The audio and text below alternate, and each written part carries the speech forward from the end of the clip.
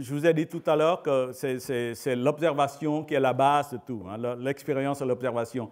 Mais pour interpréter, il faut interpréter ces observations et ces expériences, il faut toujours un contexte qu'on appelle, que l'historien des sciences, Thomas Kuhn, américain nouveau, Thomas Kuhn a appelé un paradigme, le mot qu'il a utilisé.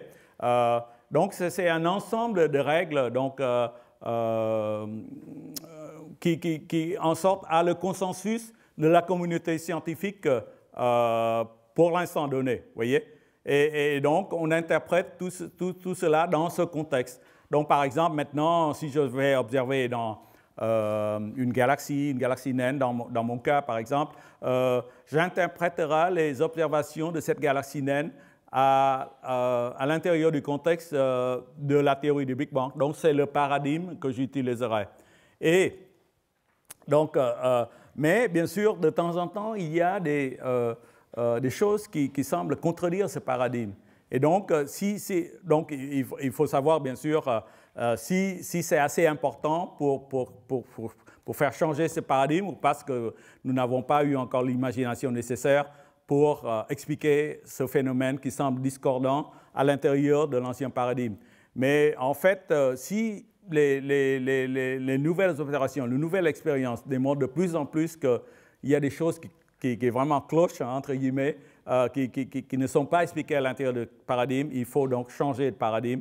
Et donc, c'est comme ça que se déroulent les révolutions scientifiques. D'ailleurs, c'est ce qui s'est passé au XIXe siècle. De nouveau, on ne pouvait pas expliquer certaines choses, comme par exemple le rayonnement d'un corps qui brille, ce qu'on appelle un corps noir, par la simple mécanique classique. Donc, il fallait un changement de paradigme et donc ce qu'on appelle donc la mécanique quantique. Un autre paradigme de changement, bien sûr, c'est la théorie de la relativité. Tous les deux, donc, ce changement de paradigme survenant au début du XXe siècle. Et donc, et ça, c'était de nouveau produit par l'observation qu'en fait, la vitesse de la lumière est toujours constante. C'est 300 000 km par seconde, quel que soit le mouvement de l'observateur. Et ça a surpris beaucoup de gens. Et donc, en fait, Einstein donc, a pris cette observation. Donc, la vitesse de la lumière doit être toujours constante, quel que soit le mouvement de l'observateur, pour complètement révolutionner, donc changer le paradigme sur le temps et l'espace. Il démontre que le temps et l'espace sont plus universels pour tous les observateurs, mais qui dépendent de la vitesse de l'observateur. Donc, quand quelqu'un va très vite, proche de la lumière, vous voyez, son temps ralentit par quelqu'un qui reste sur Terre et son espace se contracte.